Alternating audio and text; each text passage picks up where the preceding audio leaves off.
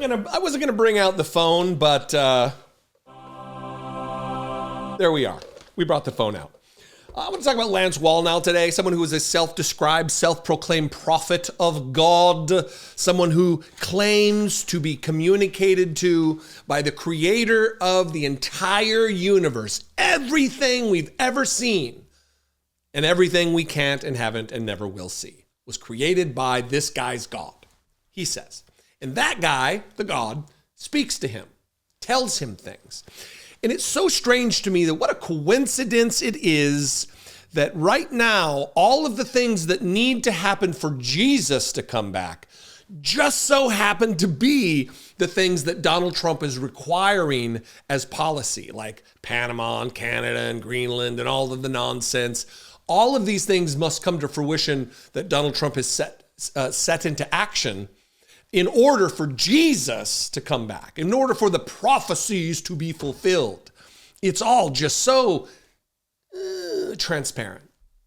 But people believe it. And this guy has the ear of many people in the administration. I don't know if they really find him to be credible as a prophet, as a Christian, as a pastor. But they certainly know the influence that he wields. And that therein is where the danger is that this guy leads a congregation. He has the ear of powerful people.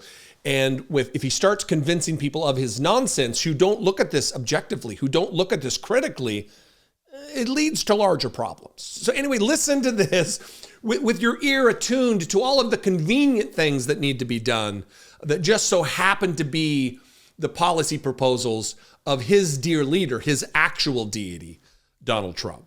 Jesus told me that Trump was going to be put back in office for the sake of the nations. And I thought, that's unusual. I thought he was coming back just for making America great. The Lord said, oh no, his agenda is America.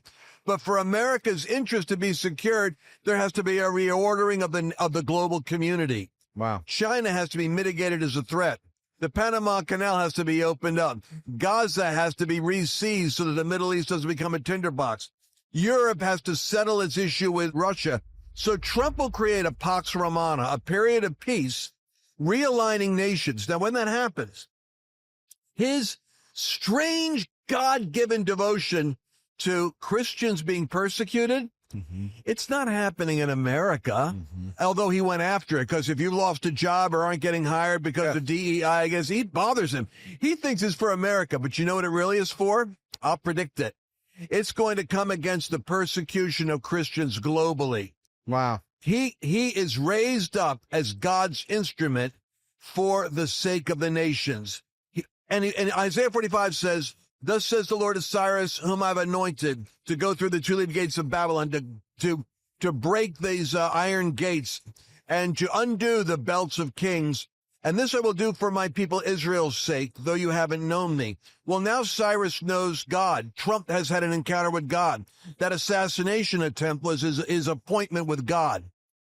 Even he says that changed his life because he believes he's got a life on loan from God for his destiny, and a destiny is America. But here's the deal.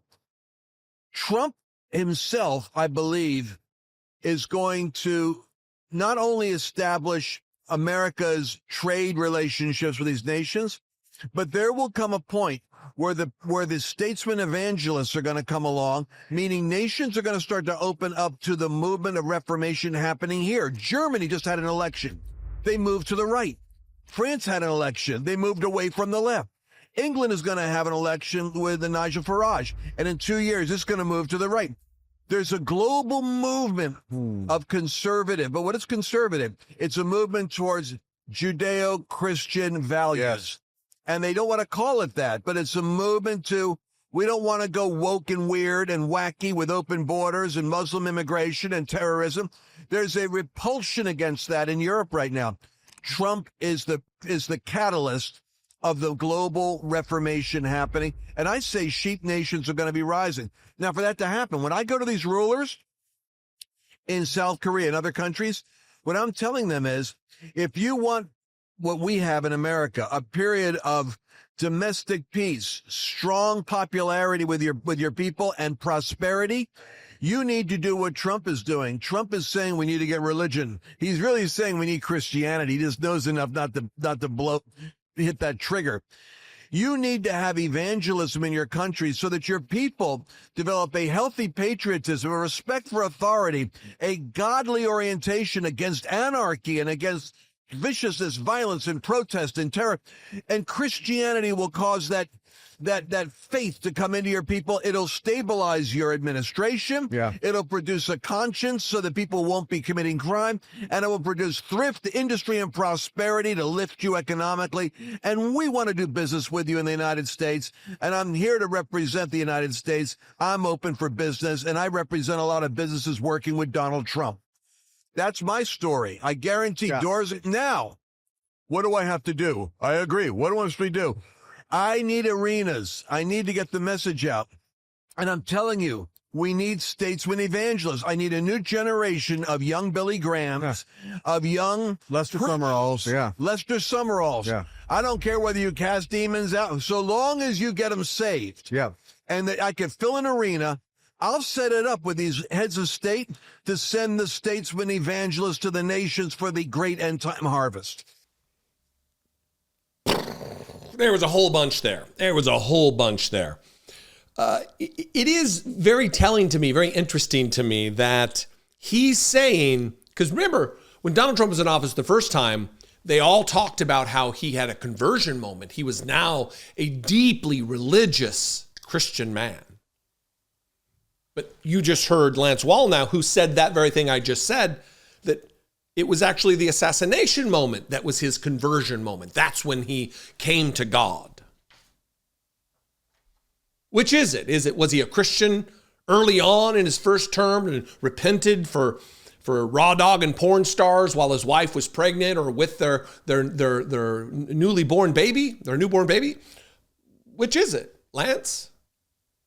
As you lie for a liar while acting as though you're speaking for God. Because you opened the clip saying, Jesus told me.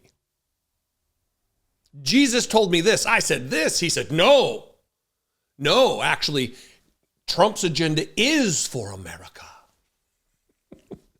And all these things need to come to pass. Gaza. Jesus' people, the Palestinian people, need to be decimated, according to Lance Wallnau. Russia needs to become victorious. The Panama Canal needs to be seized by the United States because God is very, very concerned about domestic policy and foreign policy of this particular country, of all the hundreds of countries, 196, 205, whatever, however many countries there are in the world right now. Jesus is very concerned about this particular one, this one country. This one planet of the trillions of planets. Yeah, it makes a lot of sense. And Donald Trump is what did he say? Trump's God-given devotion. Oh, he's been raised up as God's instrument. Donald Trump. Makes tons of sense, Lance. You're not a liar at all. Yeah, fantastic. Tell me more about what Jesus has told you. In fact, what I'd love to know, hang on one second. What I'd love to know, Lance, is what does the voice of Jesus sound like? And in what language does he speak to you? Is it Aramaic? All these questions I have that will never be answered. Anyway, what do you think out there? I invite you to this conversation. You can comment below. You can also call the voicemail line. 714-576-4054. You can also email me daily@dollemore.com. I would love to hear from you on this, especially if you are in or you come from this particular faith tradition as I do. I'd love to hear from you. Follow me on social media. I'm at Dollemore just about everywhere. I'd love to see you there. And I'm going to go. Still waiting for that lightning to strike. Be genuine. Take care of one another.